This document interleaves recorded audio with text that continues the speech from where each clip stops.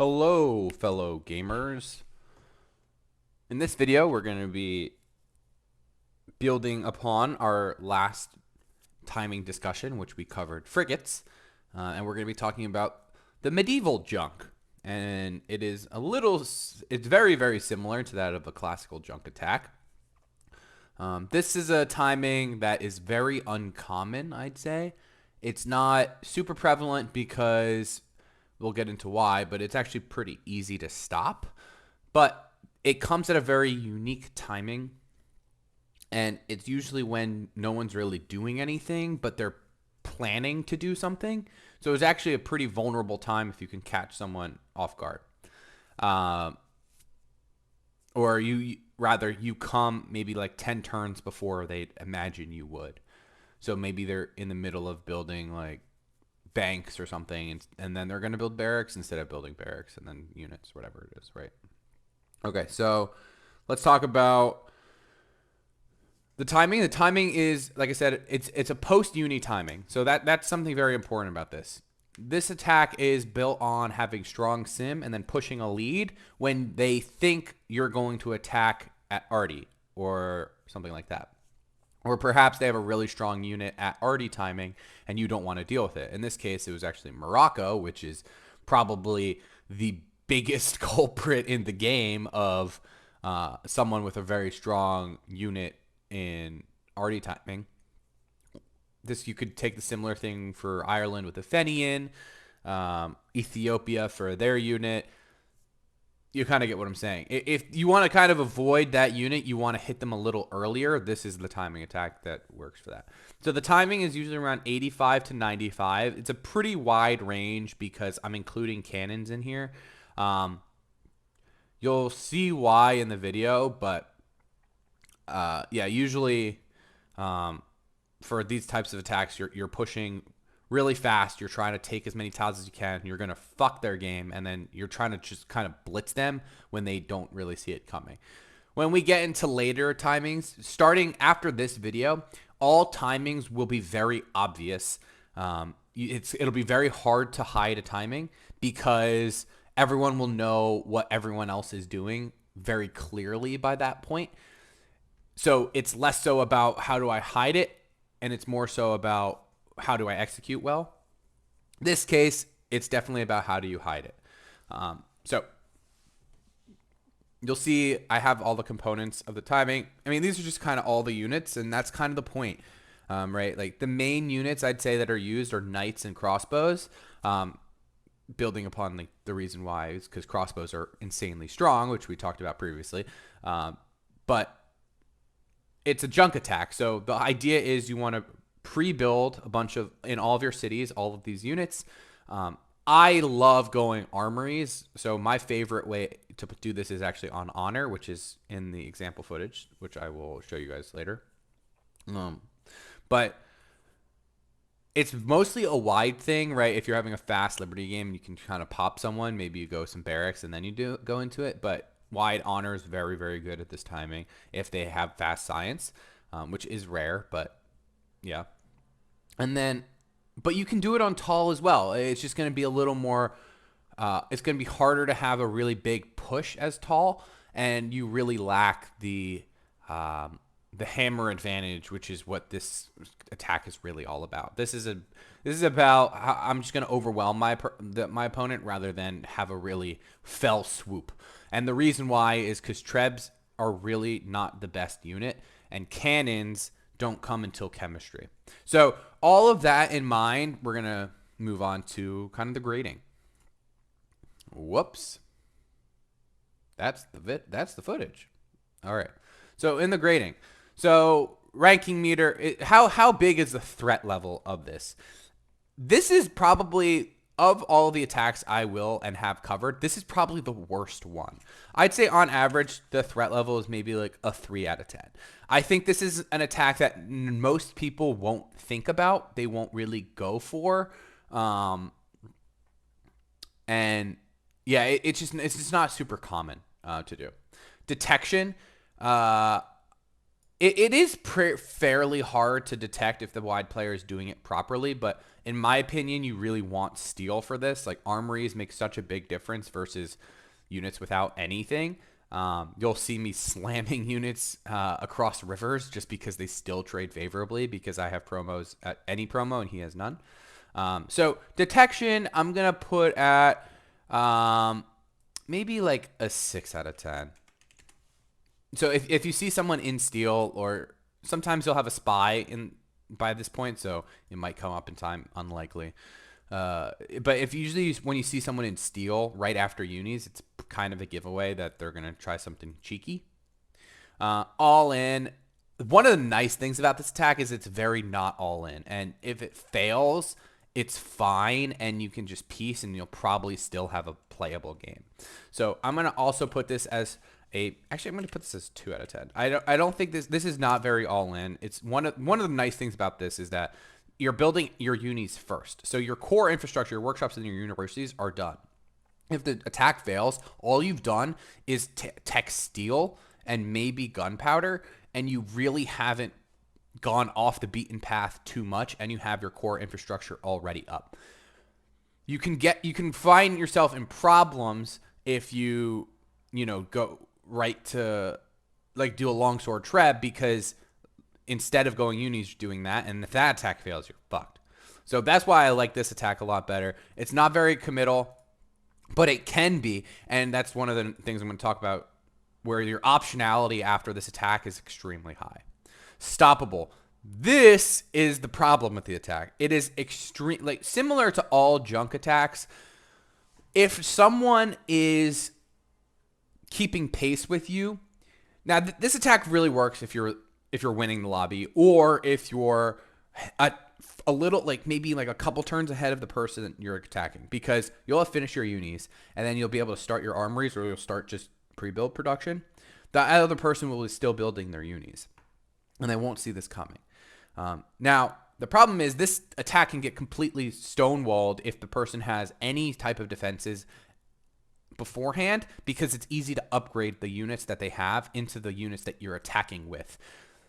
Junk attacks in general fail because it's harder to attack than it is to defend, and it's especially so when you are no combat bonuses on the other player. In this case, the only combat bonuses we have are if we have barracks and armories. Most of the time, especially if you're Liberty, that's not going to happen. So it's actually very easy to stop this attack. You can kind of just put units in the way, any unit, and it'll slow it down tremendously, because you don't have cavs yet. You definitely don't have arties. Cannons come a lot later, and sometimes when you're doing this, you're not gonna wait until cannons. So Trebs take cities really slow if they have castles. So it's a clunky attack. It's not, and that's why the threat level isn't very high. My stoppable, I'm gonna put. It's probably the easiest attack in the whole game to stop. But I'll put it as a 2 out of 10. I don't think it's super. It's hard to stop if you have no idea it's coming and you don't even think about it, or if you have nothing, absolutely nothing, and you're losing. Then yeah, of course it's going to be hard. But every attack is going to be like that. But this attack specifically is probably the easiest attack in the whole game to stop. Land dependent. That's the nice thing about this, is because we're using a whole mixed selection of units, like every single unit type, land doesn't matter, is because we can kind of adapt accordingly. It's not like we're over reliant on just one unit type like crossbows, or just one like we get walled by a really good lancer or something like that if we're attacking with calves. So land dependent, not really at all. I'm going to put this at a 1 out of 10. It's not something you think about really if you have land. Of course, land matters, but for this attack specifically, this attack doesn't matter at all for land dependent. Like it's very, very low. And then the difficulty, this is actually where it comes in. This is very hard to pull off properly. I'm going to give this at least an 8. Think about upping it to a 9. But ultimately, the reason why this attack is not super common is because it's really hard to pull off. You're going to need all sorts of units. You're going to have a really fast science game relative to the lobby. You're going to have the hammer. You need the hammers to build everything all before the person sees it coming or has anything ready to deal with. If you're far away, it's hard to do. This attack, like, it's very tricky to pull off properly. Obviously, you can steamroll people with anything. This is no exception, but of all of the attacks, I'd say this is probably like the hardest one. Well, one of the harder ones to truly pull off. I mean, I think there's something to say where that is good about it, and this kind of goes into the all-in factor, but every unit that you're going to be unlocking, except longswords, is on the path to printing, which is the mainline path, because that's where you want to get zoos or leaning. So you can still get leaning if you're winning, if you're tech lobby lead, and in the game I'll show you guys, I actually do get it. But the problem is it's not consistent, and they are also going to have those techs. You don't have to deviate. So it's very hard to pull off. If the guy is beating you in hammers, this is never the option. Like literally, you can't do this attack if the guy is beating you in hammers, because they will they're going to have the same units as you, and all they have to do is build a bunch of knights. And if you are overinvested in anything specifically, they're just going to completely shit on you. So anyway, that is that. Let's go into the footage. And I think unlike other videos, I'm actually going to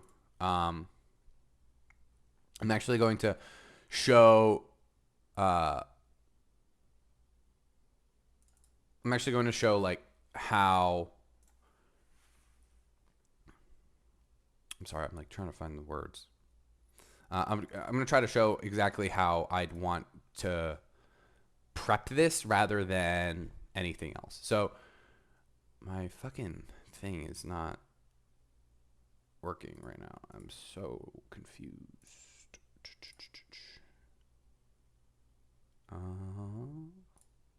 Here we go. All right, cool. So as you can see here, this is a game I played on stream when I'm recording this as of yesterday. But, you know, really strong game in general as Honor. Playing UBIDs, I archered 2 CS, and I've just been simming on 6 cities, which isn't very much, but, you know, it's good. Turned 75 universities after guilds, so very fast game. And you'll see right away, it's turn 75. I'm just going to be queuing universities in every single one of my cities. Here's an important thing. I'm going straight. See, built Machu, because she already wants to CC. I'm going straight into steel here, because I know I want to do this. I know, given where Phenom is relative to Morocco's cap, and Morocco, I don't think he actually had a desert spawn this game. I think he had a couple desert tiles, but that Morocco cavalry is so annoying to attack into. I did not want to deal with it. I wanted to attack him beforehand, plus I wanted to make this video. So this is actually a perfect civ to do this attack to. Also, Morocco is probably having a really slow game, so I knew it would just be kind of a good example of like when to do this. So I'm finishing the buildings I'm doing, and then I'm going to go right into unis. So 76, I'd say, is when I start unis in all my cities. My cap is going to go straight into uni. I'm just going to skip ahead here. I mean, if you look at demos, post-uni demos are obviously going to be really, really high. In this case, let me just kind of show. I think I pull it up, yeah. So obviously, like, really good game. Like, I'm having a really, like, the guy I'm attacking is at 95 hammers, for God's sake. Like, the game is going really well in general. This isn't, like, a crazy game by any means. Like 226 hammers on 77 without working uni slots is nothing insane, but pops are good. Gold per turn is really high. My golden age, I'm actually Liberty second here, which I've never done before, but it felt pretty good. As I UBIDs, it actually makes a lot of sense because you don't need pyramids to one turn roads. But anyway, so I'm going to start my armories here. The nice thing about overflowing armories as Honor is that you can overflow into wonders that you normally wouldn't be able to. So I'm actually perfect overflowing into Phenom here. And I'm actually going to 3-turn Notre Dame after an armory, which is just really fast. Also, you'll notice, and this happens a lot, if there's no early war, terracotta is commonly left completely unloaned. So I'm going to be getting Terra on like turn 85 at this rate. I think it was 86. It ended up crashing, so let's go ahead. Yeah, I think it was 86. But I'm just going to be prepping like 1 unit at a time. I get my Notre Dame. I think I went unhappy, which is why I didn't finish it right away. But so here we go. Terra finishes. I have a unique horse, which also makes this attack especially good for Ayyubids. But you'll see I'm kind of pushing up. There's this choke that I can push through right into Marachek, which means I can instantly take all of the tiles on this side. I know I'm not going to be able to take his cap. So half of my units are going to go towards his cap. The other half are going to go towards Fez, and then I'm going to kind of collapse on him in that side. The point is, you'll see if we go back, I pre-built a horse in my cap right as I'm about to get horse tech. I pre-built combos right when I'm about to get machinery. I pre-built a catapult right when I was about to get Notre Tech.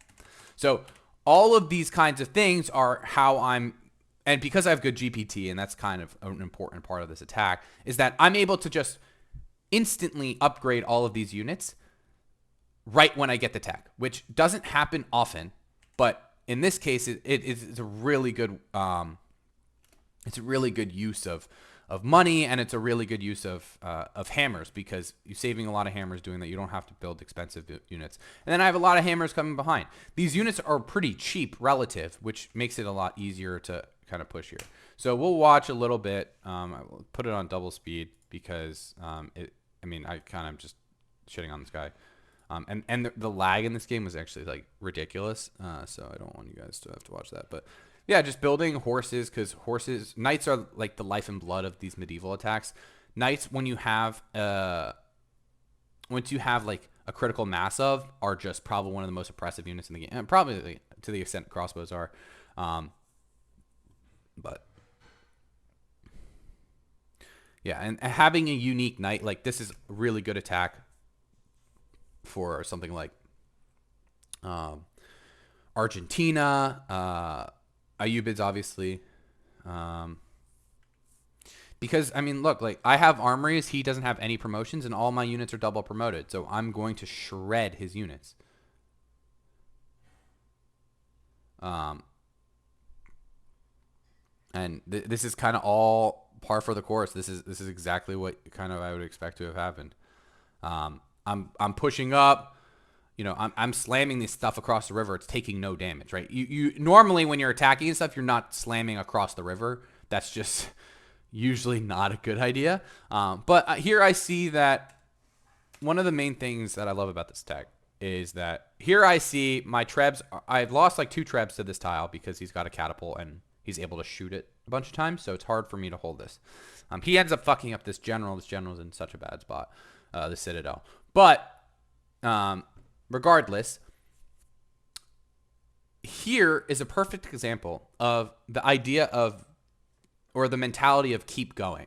So I have an option here. I just stole gunpowder, which is why I was teching banking. I knew he went gunpowder. So I can go right into chem, get cannons, and then go right into cavalry, and then start killing the next person, because it's evident I'm not having happiness problems. My tech is still really good. I still have a lot of the units I saved, so it's easy for me to take this military, upgrade it, you know, with all the knights, upgrade them into cavalry, upgrade the trebs into cannons. I have a lot of other junk units, but they're still going to be useful. And then just keep going into the next person if he's not properly prepared. Most attacks can't do this, right? It stalls out for a little bit, and then your units become obsolete. When you're attacking with junk attacks, it's actually really easy because you're upgrading the units that were on a level playing field with the rest of the lobby into something that's now above it. So you kind of have this inadvertent advantage because you're warring. Your initial war is with the same units that they have, but then your second war is with better units than they have. So that's something that I love to do. So I actually go chem here. I'm going to bullet my scientist after I finish a treb, so I can just have a bunch more pre-built so I can use more money. So we're gonna skip ahead here. You know, I'm holding these tiles. I see that I can just counter Citadel here. I need to make a general video as well. It's such an important part of the game. If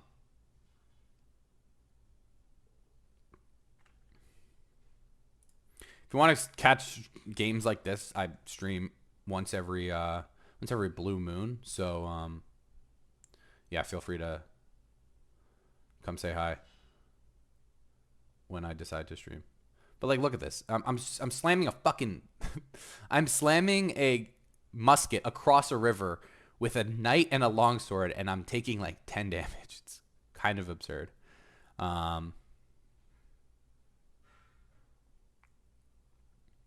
So we're just saving units here. Like, my units are just stronger because I have armories. This is the nice thing about being honor. So we're gonna upgrade all of these trebs to cannons. And then we're going to keep going. So not only is chem just a good sim tech, right? I think each city of mine got at least three hammers, because they're working at least 3 mines apiece. But you know, beyond that, yeah, it's just really good. I actually greed the fuck out of this. I go cannons into factories, into whatever, because my tech was so strong. But like, look at that. This is the power of having promoted units when they don't. So this is double flanked. I don't even have a general advantage, but because I'm pillaging his tiles, he's unhappy, and I'm just gonna one-shot this unit. No, this is also a Malmic thing, but that's kind of crazy, right? And this kind of is one of the reasons why I really like to prioritize. I really like to prioritize armories, because armories make a huge difference. Getting that second promo is just insane. So obviously this is like a very cherry picked game in a way. I think the game ends up scrapping because this guy like was lagging, and I was already really far ahead. But I played it out a little bit just to showcase. Now, obviously, me killing the AI is nothing like too impressive, but I haven't made any more units. I've just been kind of simming. I went for a hard build on Himeji. I'm building like zoos and stuff. I'm building my NC finally on turn 98. And I have this many units. I think, yeah, I'm at 130k of units. It's 130k on turn 97 with junk. As I'm hitting industrial, I can easily go and just kill this fucking Tibet player and completely ruin his game without any more commitment from me. So this is the nice thing about this attack, is that if it's successful the first time, it's very easy to be successful the second time. And if you can kill 2 people with the same military, you pretty much just win the fucking game. So I love doing this attack as honor. It's just one of those attacks where, you know, if you're able to pull it off, it feels amazing, but it is extremely difficult. I wanted to cover it in this video because a lot of people have been asking me, like, because if you watch a streamer like Abraxas, who is a really, really strong player, but he does this kind of thing all the time, he makes it look very easy. I'm here to tell you it's actually not. It's actually quite difficult. But the medieval war is probably some of the most fun you'll have in Civ if you're warring. It is very, very fun to use knights and crossbows, and the interactions between knights and pikemen, you know, trebs have a role. Like, everything's kind of like very well balanced. It's not like RD-Cav where those are the only 2 units you need. You kind of need everything in this. Like, and you'll see I have pretty much everything as part of my armory composition, because they're all useful units and they all kind of serve different purposes. But that is all I have for this video. I end up, you know, getting RD on turn. I could get it next turn, I guess, if I built Oxford, but this would have been a turn, I don't even know, like 108 RD probably. 109 after factories, which is, and then I steal schools, which is obviously good. the game's pretty much just completely over after I kill the one guy. But I hope this has been illustrative in the sense that, you know, you're able to kind of do a lot with units on the same level if you get a jump on them, and if you are able to out-hammer them, out-war them, out-maneuver them. This is kind of a good attack for that.